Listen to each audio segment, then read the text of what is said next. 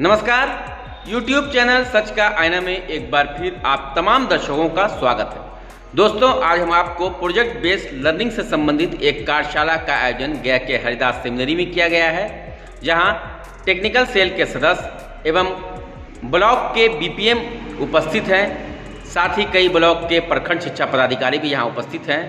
और यहाँ जो है हमारे बीच हैं जिला कार्यक्रम पदाधिकारी सर्व शिक्षा अभियान गया असगर आलम, उनका आगमन भी हो चुका है। आप देख सकते हैं कार्यक्रम से संबंधित हमारे जिला कार्यक्रम पदाधिकारी क्या कह रहे हैं, उनसे हम सुने।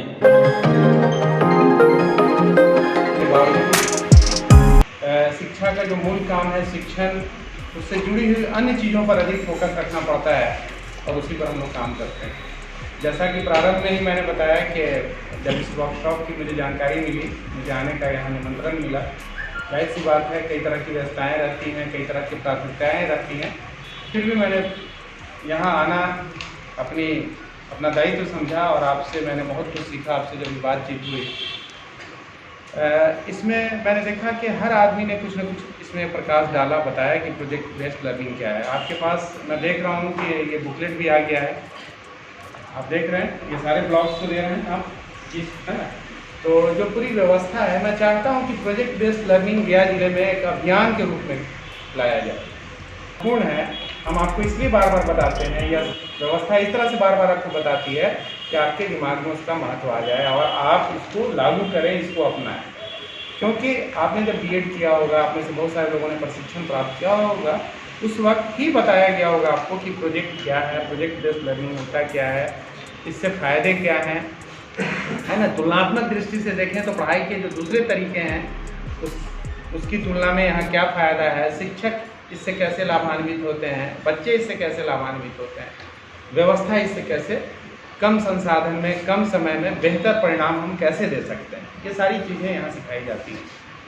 अब जहाँ तक प्रोजेक्ट बेस्ड लर्निंग में आप लोगों में से कई लोगों ने बताया कि निजी विद्यालयों और सरकारी विद्यालयों में गैप देखते होंगे आप कि प्रोजेक्ट और असाइनमेंट का जहाँ तक सवाल है, हम लोग ये मानते रहे हैं, ऐसी धारणा है और उसके पीछे कारण भी है कि प्रोजेक्ट जो है निजी विद्यालयों में ही दिया जाता है।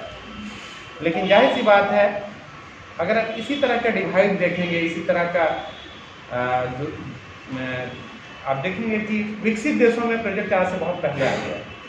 हमारे पढ़ाई लिखाई की व्यवस्था में भी प्राचीन काल में जो हमारे की पढ़ाने की व्यवस्था थी, आश्रम व्यवस्था में, वहाँ प्रोजेक्ट ही दिया जाता था। लोग जो है वहाँ रह के सीखते थे, खुद करते थे, खुद पढ़ते थे। अब देखेंगे ऐसा कुछ नहीं है कि पश्चिम से ये व्यवस्था आई है, लेकिन जाहिर सी बात है हम अपनी बहुत सारी चीज़ों को भूल गए हैं। हमारे शिक्षण व्यवस्था में बहुत सारे कारणों से, मल्टीपल रीजन्स की वजह से बहुत सारी ऐसी चीज़ें आई हैं जो अवांछित हैं और जो अधिक महत्वपूर्ण है, जो होना चाहिए था वो हम लोग ध्यान नहीं रख पा रहे हैं। खैर, उन कारणों की विवेचना पर अभी हम ध्यान नहीं दे रहे हैं। मेरा मानना ये है कि विकसित देशों में, मैं जहाँ तक मेरा अपना समझ है, जहाँ मुझे शिक्षाविदों से या अपने व्यवहारिक जीवन में लोगों से मिलने जुलने का बात करने का जो मौका मिलता है, उसमें मैंने समझा है कि जैसे जो विकसित देश हैं, उदाहरण के तौर पर जापान, वहाँ प्रोजेक्ट बेस्ड लर्निंग बहुत ही इंपॉर्टेंट है।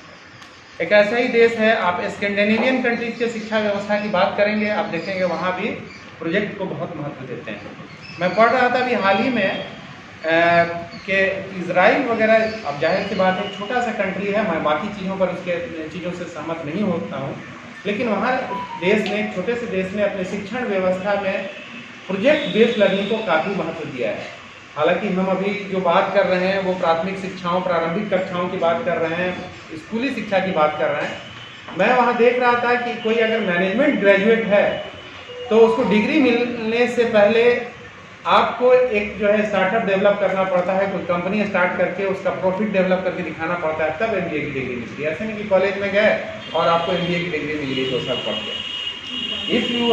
आपको अगर मास्टर्स ऑफ बिजनेस एडमिनिस्ट्रेशन की डिग्री लेनी है तो थियोरेटिकल आप कक्षाएँ कीजिए, व्यवहारिक कक्षाएँ कीजिए, उसके बाद आपको अपने इंटरेस्ट का जो है उस साइड में कंपनी स्टार्ट करना पड़ेगा, फैक्ट्री स्टार्ट करना पड़ेगा, है ना, फॉर्म डेवलप करना पड़ेगा, और फिर उसमें है कि मिनिमम इतना टर्नओवर देंगे आप और इतना प्रॉफिट देंगे और वो सारा जो है रिपोर्ट आप जमा कर देंगे यूनिवर्सिटी में, आपको डिग्री अवार्ड हो जाएगी। वरना आप घूमते रहिए, आपको MBA की डिग्री नहीं मिलेगी। बात समझ रहे हैं? कितना सारा डिफरेंस है। हमारे यहाँ मामूली जो है आपके घर में किचन का सिंक खराब हो जाता है, हम लोग परेशान रहते हैं, इसको बुलाओ, इनको बुलाओ, ये बुलाओ।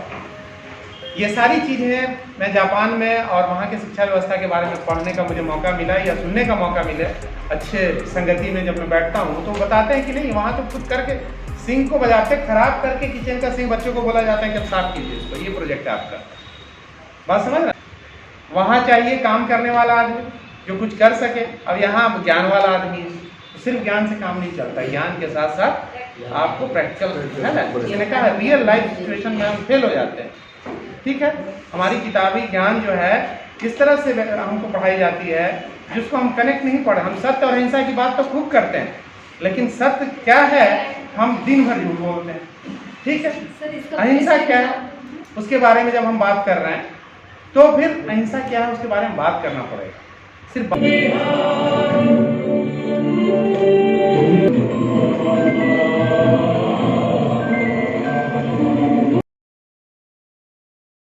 दोस्तों, अगर मेरा वीडियो आपको अच्छा लगे तो मेरे वीडियो को लाइक कर सब्सक्राइब जरूर करें और कमेंट्स बॉक्स में अपनी राय भी दें। नमस्कार।